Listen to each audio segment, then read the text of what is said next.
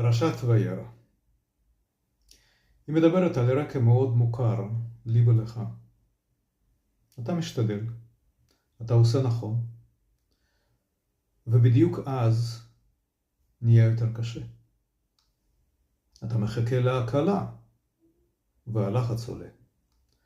אתה מחכה לאיזושהי אות מלמעלה, שקט. וברגע הזה נדמה לך שהבורא נעלם, אבל האמת אחרת. הוא לא נעלם, הוא נכנס עמוק יותר.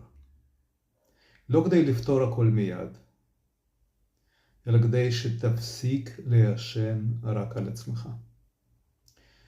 ואז אתה אומר בפנים, אני עושה את שלי, ואת השאר משאיר לקדוש ברוך הוא. ומשם מתחילה יציאת מצרים שלך.